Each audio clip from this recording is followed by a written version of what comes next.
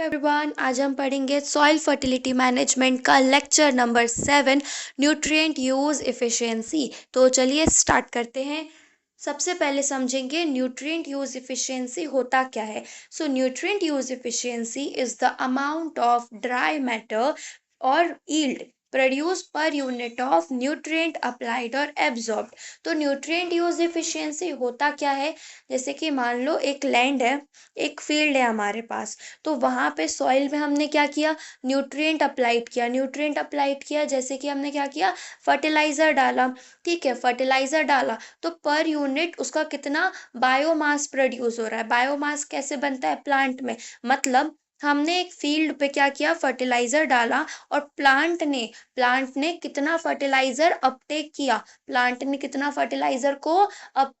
कितना प्लांट ने फर्टिलाइजर को, कितना न्यूट्रिएंट को अपने अंदर किया, कितना अपटेक किया, तो उसको हम बोलते हैं न्यूट्रिएंट यूज एफिशिएंसी। ठीक है, कितना ड्राई मैटर प्रोड्यूस हो रहा है, इसका मतलब कि प्लांट सॉइल से कितना न्यूट्रिएंट एब्जॉर्ब कर रही है, कितना न्यूट्रिएंट अपटेक कर रही है, तो इसी को बोलते हैं न्यूट्रिएंट यूज एफिशिएंसी। अब ये न्यूट्रिएंट यूज एफिशिएंसी इंपॉर्टेंट क्यों होती है।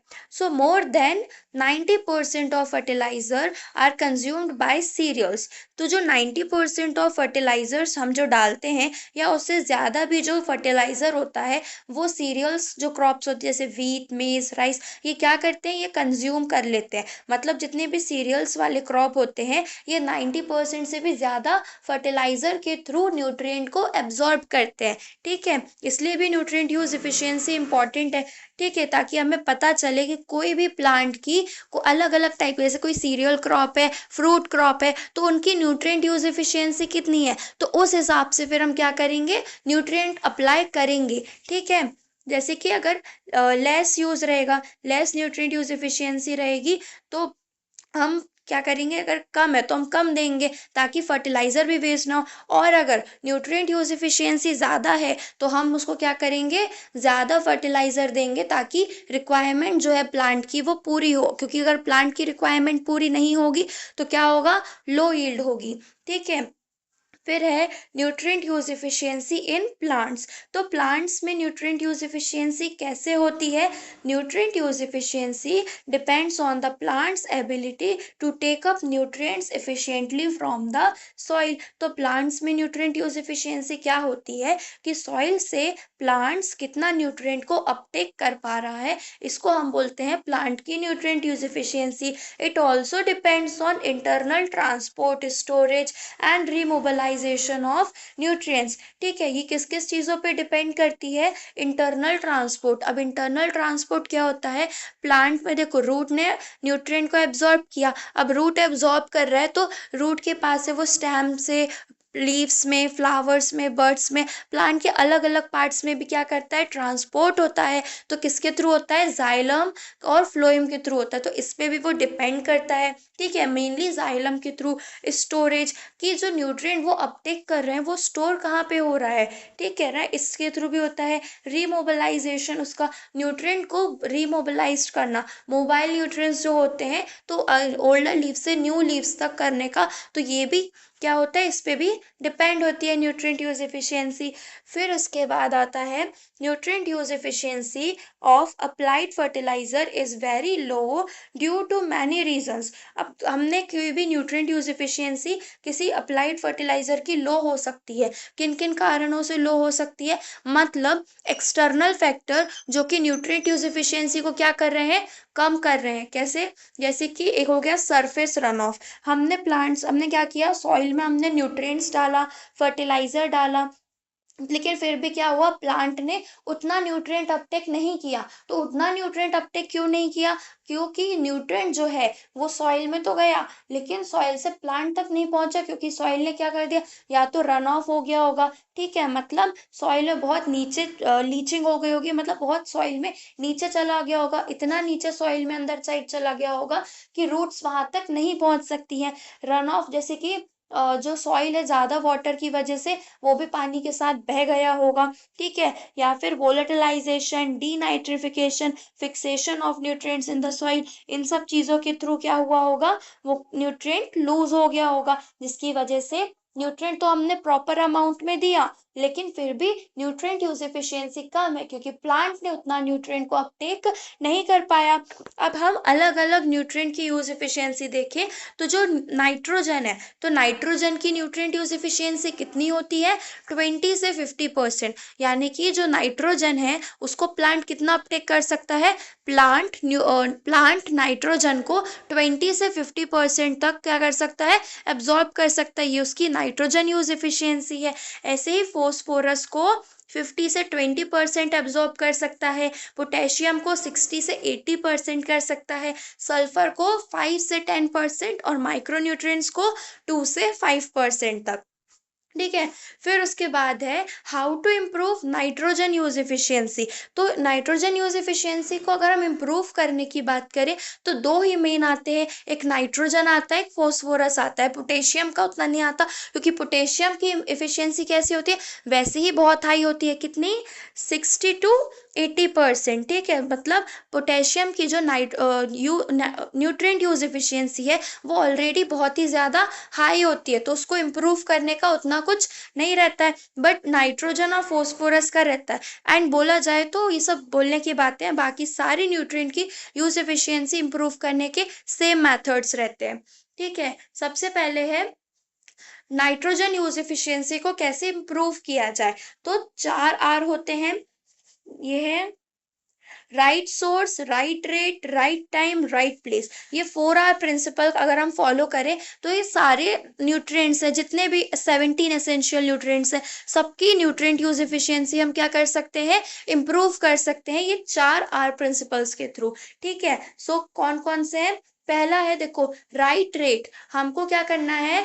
नाइट्रोजन कैसे? सॉइल टेस्ट और क्रॉप रिक्वायरमेंट। हमने इसके लास्ट लेक्चर में देखा था कि क्या हो रहा था, सॉइल टेस्टिंग वगैरह हो रही थी, न्यूट्रिएंट का इवेल्युएट किया जा रहा था कि सॉइल में कितना न्यूट्रिएंट है, फिर उस हिसाब से फर्टिलाइजर का डोज रिकमेंड कर रहे थे। ठीक है। तो राइट रेट पे हमें अप्लाई करना चाहिए। ठीक है। ना ही हमें ज्यादा न्यूट्रिएंट देना है, मतलब ज्यादा फर्टिलाइजर भी हमें सॉइल पे नहीं डालना है, और ना ही हमें ज्यादा कम न्यूट्रिएंट भी नहीं डालना है। हमें क्या करना है? देखो, जो सॉइल टेस्टिंग होके आई है लेबोरेटरी से, तो उन्होंने एक फर्टिलाइजर का डोज रिकमेंड किया होगा, तो उस रिकमेंडेशन के अकॉर्डिंग हमें क्या करना है? उतना फर्टिलाइजर अप्लाई करना है। ठीक है। तो राइट रेट अप्लाई करना है।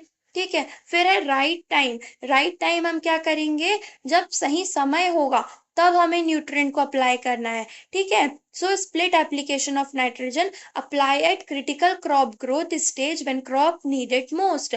ठीक है। हमें न्यूट्रिएंट फर्टिलाइजर कब अप्लाई करना है? जब उसकी क्रिटिकल स्टेज होगी। क्रिटिकल स्टेज मतलब जब उसकी बिल्कुल क्या पड़ रहे, पीक स्टेज पड़ जाती है, जब उसको ज्यादा उस चीज की जरूरत होगी तब हम अप्लाई करेंगे। ठीक है। जब न्यूट्रिएंट की ज्यादा जरूरत पड़ती है तब, जैसे कि फ्लावरिंग वाली स्टेज हो गई, तो तब क्या होता है, प्लांट को न्यूट्रिएंट की ज्यादा जरूरत रहती है, तो हम क्या करेंगे? तब उसको अप्लाई करेंगे, तो क्या पड़ेगा? सही टाइम में उसको मिलेगा। इसलिए इसको बोल रहे हैं राइट टाइम।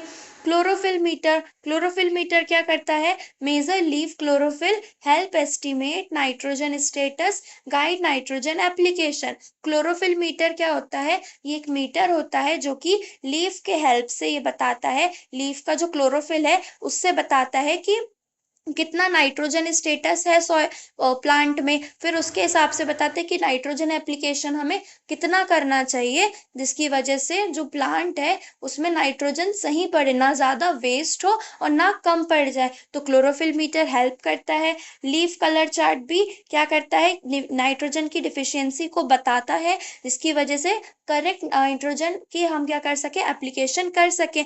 अगर देखो, लीफ कलर चार्ट कैसे वर्क करता है, एक कलर चार्ट रहता है, अगर उसमें क्या होता है, अगर लाइट ग्रीन कलर आता है, लाइट ग्रीन कलर जैसे 1 नंबर पे है, इसका मतलब ये होता है कि नाइट्रोजन क्या है? डिफिशियंट है, नाइट्रोजन क्या है? कम है। तो हमें क्या करना चाहिए? नाइट्रोजन थोड़ा ज्यादा डोज में देना चाहिए। ठीक है। ऐसे अगर डार्क ग्रीन कलर आता है मतलब नाइट्रोजन बहुत ज्यादा है, तो हमें लिटिल और नो ना के बराबर पे क्या करना चाहिए? नाइट्रोजन अप्लाई करना चाहिए।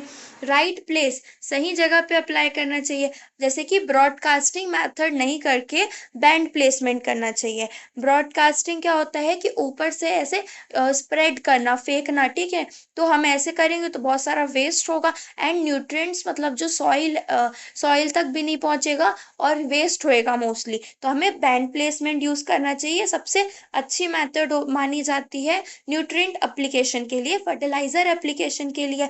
फिर उसके बाद आएगा इंटीग्रेटेड न्यूट्रिएंट मैनेजमेंट। सो इंटीग्रेटेड न्यूट्रिएंट मैनेजमेंट क्या होता है, इसमें हम क्या करते हैं, केमिकल फर्टिलाइजर, ऑर्गेनिक मैन्योर्स और बायो फर्टिलाइजर्स, इन सबको क्या करते हैं साथ में मिला के फील्ड में अप्लाई करते हैं। फील्ड में एक साथ ये तीनों चीजें रहेंगी तो क्या होगा, सॉइल की हेल्थ भी बनी रहेगी और उसको ज्यादा न्यूट्रिएंट भी मिलेगा और न्यूट्रिएंट यूज एफिशिएंसी भी अच्छी होगी। मॉडिफाइड फर्टिलाइजर, थोड़े अच्छे क्वालिटी के फर्टिलाइजर्स वगैरह यूज करेंगे। सो यही होते हैं नाइट्रेट यूज एफिशिएंसी इंप्रूव करने के लिए। फिर फोस्फोरस को हम कैसे इंप्रूव कर सकते हैं, फोस्फोरस यूज एफिशिएंसी।